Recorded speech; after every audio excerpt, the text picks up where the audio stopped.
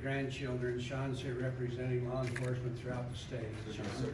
Thank you so much. Thank you, Mr. Gardner. Thank you, Cam, and thank you, Governor, for your leadership on this. It's an honor to stand with you and everyone else here today to raise an alarm about this new threat that has emerged. For decades, the threat of traditional cigarettes was a serious one for our youth.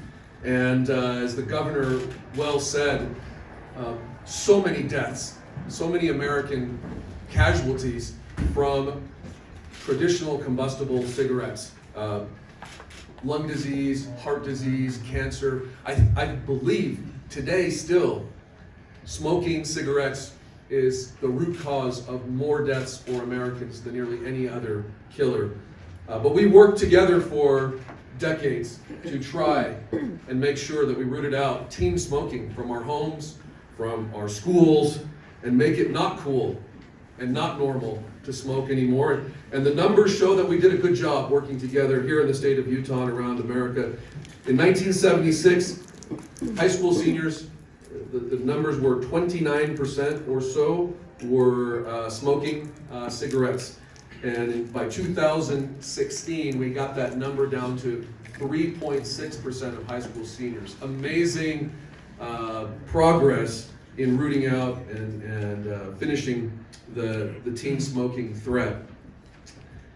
Interestingly, this holds true across tobacco products. 90% of those who are addicted to smoking started before the age of 18. So why are we so focused on youth? Because it's not only their health today, but it's their health long term. This new threat, what is it today? E-cigarettes, vaping. For our youth, in 2019 CDC study showed that for middle school and high school children, that there were only 5.8% of those teens smoking traditional cigarettes. However, in stark contrast to that, 27.5% using e-cigarettes.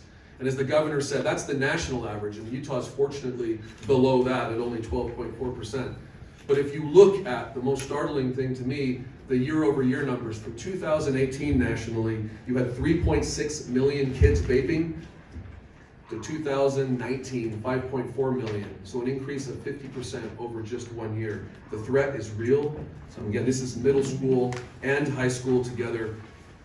Why are teens so vulnerable? I think there are a few reasons to vaping and e-cigarettes.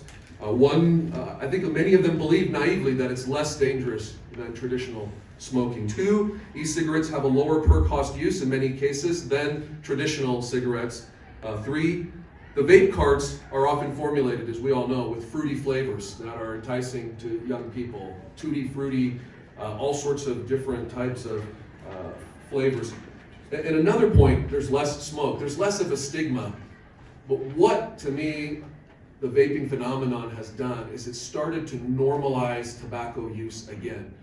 Acculturated us to expect it, and that's what's happening with youth. They're seeing it on TV, they're seeing it streaming, they're seeing it in social media, and they're thinking again that it's cool. So it's the same or even more dangerous threat coming back to us again in a different form.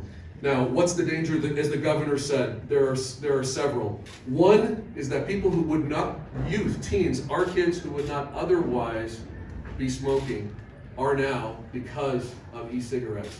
And many of them will onboard to combustibles. The science proves it, the studies and reports show that. And those are under optimal circumstances, that if they're using it in a controlled system, there's still a number of health risks to youth. But what about, as Governor Herbert referenced, those situations where they're not controlled, where they're buying knockoff items unbeknownst to them, black market cartridges that are filled with THC, opioids, fentanyl.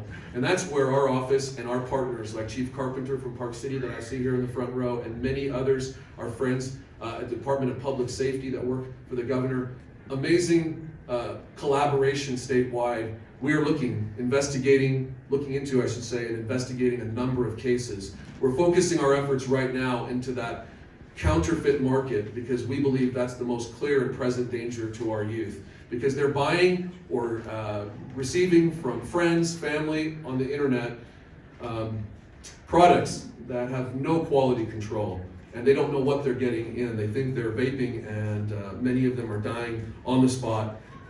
We've worked not just here in Utah, but as the governor has led the Governors Association nationally. I've worked in a bipartisan way with attorneys general, with our United States Surgeon General, our state opioid task force. We've created a vaping subcommittee, many federal agencies, our Department of Health that does such great work, and concerned citizens like many of you who are here. And so it's a great start, and I'm glad that we're here to start to talk about the problem and start to raise a red flag and sound the alarm and throw up the bat signal, so to speak. But we need every single one of you to raise your voices in support, so that it's not just the legislature and the executive branch, it's not just local law enforcement, but everyone has a part to play to make sure that we don't return back to the threat that we had for so long with combustible cigarettes. Thank you all, and again, thank you, Ken.